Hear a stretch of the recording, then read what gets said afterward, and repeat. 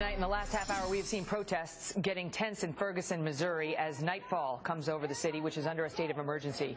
Republican presidential candidate and former CEO of Hewlett-Packard, Carly Fiorina, is with us tonight. We were going to ask her about the recent surge of interest in her campaign, which we'll get to, but first we've got to ask you about these live pictures and what is happening right now in Ferguson and on a larger scale in the country between law enforcement in some cities and, in particular, the African-American communities.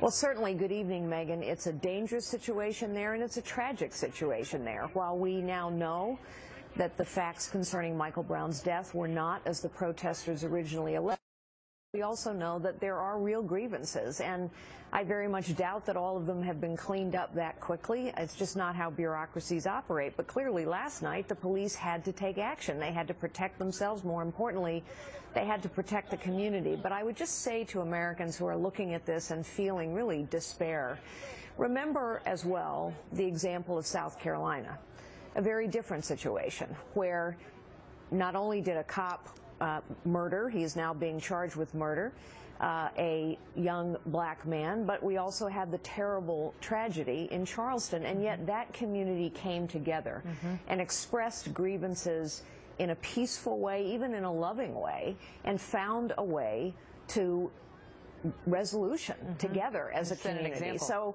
we need to remember that example as well, even as we look at these very disturbing pictures. What do you make of, some of these Democratic candidates are getting hit with the question, do black lives matter or do all lives matter? You want to take a shot at that?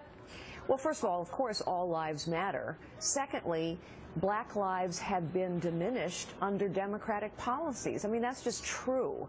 You know, African-American youth unemployment is up under President Obama.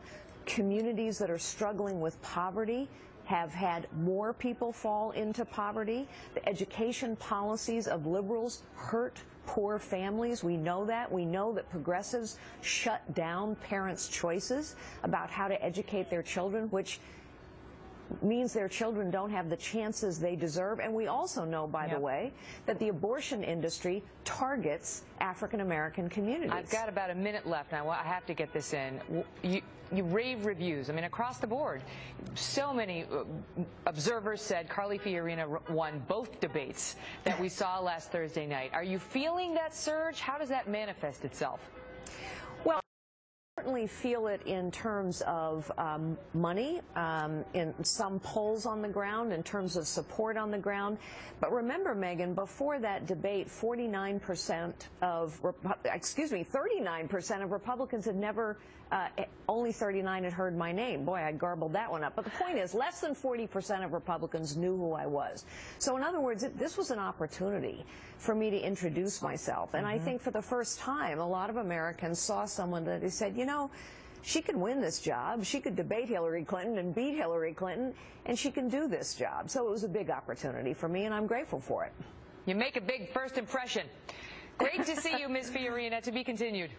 Thanks, Megan. Thanks for having me. Don't go away. We'll be right back.